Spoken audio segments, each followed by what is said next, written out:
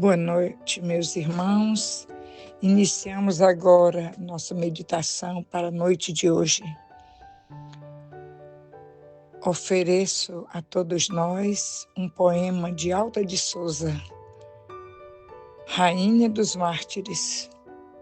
Por ser o mês de Maria, então o poema reza assim: Lírio do céu, sagrada criatura, mãe das crianças e dos pecadores, alma divina como a luz e as flores, das virgens castas a mais casta e pura, do céu azul imenso desta imensa altura, para onde voam nossas grandes dores, desce os teus olhos cheios de fulgores sobre os meus olhos cheios de amargura. Na dor sem termo pela negra estrada, vamos caminhando às sós desatinadas. Ai, pobre cega sem amparo ou guia. Sei tu a mão que nos conduz ao porto, ó doce mãe da luz e do conforto, ilumina o terror desta agonia. Poema de Alta de Souza. Iniciamos neste momento mais uma meditação, ouvindo o Evangelho de Nosso Senhor Jesus Cristo em suas lições maravilhosas, e sigamos em frente.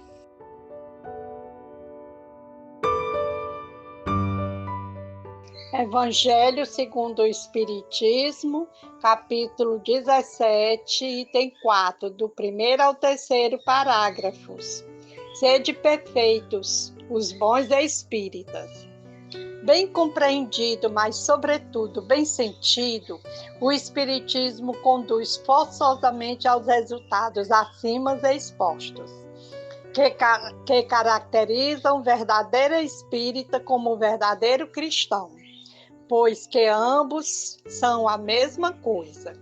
O Espiritismo não cria nenhuma moral nova, apenas facilita aos homens a compreensão e a prática da moral do Cristo, facultando uma fé inabalável e esclarecida aos que duvidam ou vacilam. Muitos, entretanto, dos que acreditam nos fatos das manifestações, não compreendem as suas consequências nem o seu alcance moral, ou se os compreendem, não os aplicam a si mesmos. A que se deve isso? A alguma falta de clareza da doutrina? Não, visto que ela não contém alegorias nem figuras que possam dar lugar a falsas interpretações. A clareza é da sua própria essência, e é isso que constitui a sua força, porque vai direto à inteligência. Nada tem de misteriosa, e seus iniciados não se acham de posse de nenhum segredo oculto ao vulgo. Será então preciso, para compreendê-la, uma inteligência fora do comum? Não, porque não se vêem homens de notória capacidade que não a compreendem, ao passo que inteligências vulgares, moços ainda mal saídos da adolescência, lhes apreendem com admirável precisão os mais delicados matizes. Isso resulta de que a parte, por assim dizer, material da ciência requer somente olhos que observem, enquanto a parte essencial exige um certo grau de sensibilidade, a que se pode chamar de maturidade do senso moral. Maturidade que independe da idade e do grau de instrução, porque é inerente ao desenvolvimento, em sentido especial, do espírito encarnado.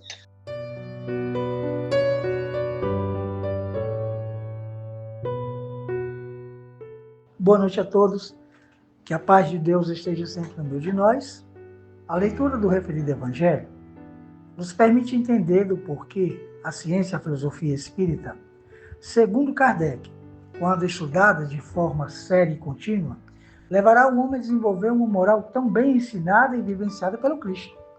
E se realmente for bem compreendida, não há como os homens permanecerem ainda adormecidos, ou seja, sem o devido entendimento das leis divinas.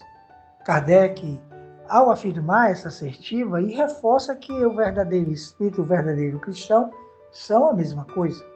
Diga-se de passagem que o Espiritismo não cria uma nova moral, mas facilita aos homens a compreensão e a prática da moral de Jesus.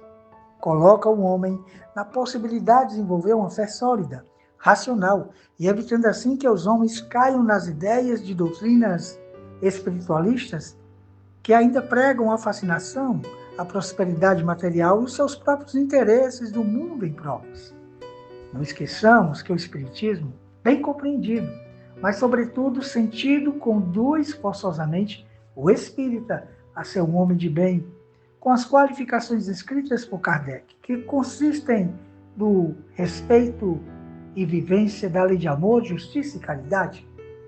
É claro que estar na condição de um homem de bem requer um trabalho constante por parte do mesmo em lutar contra as suas próprias imperfeições, agregando e vivenciando a cada dia as virtudes dos céus. Kardec é claro em afirmar que o estudioso da doutrina, que estudou de forma séria, que se conscientizou de sua condição como espírito imortal, que está na terra para se melhorar, esse não terá como vacilar e ficar adormecido sem os devidos entendimentos, pois na referida doutrina, os que acreditam nos fatos das manifestações irá compreender efetivamente sua consequência e seu alcance moral. É claro que a doutrina consoladora, sendo os ensinamentos dos Espíritos, que são as virtudes dos céus, não veio para confundir os simples, mas se fazer apresentar sem alegorias e nem figuras que possam dar lugar a falsas interpretações. Kardec conclui que os homens que aceitam a intervenção dos Espíritos, que são a parte material da ciência, exigindo apenas olhos para serem observados, mas não compreendem as consequências intelectuais e morais das mesmas, que são a sua parte essencial, não têm ainda o grau de sensibilidade que ele denominou de maturidade do senso moral, independente da idade e do grau de instrução atual, porque é resultado do grau de evolução alcançado pelo espírito em desenvolvimento, sendo uma das conquistas feitas por eles. Quem ainda não possui está desenvolvendo-a no processo evolutivo no qual está inserido. Sigamos com Jesus. Muita paz.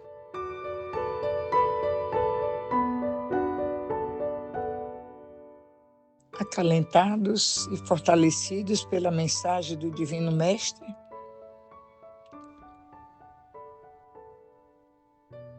uma grande calmaria nos aguarda pela noite adentro.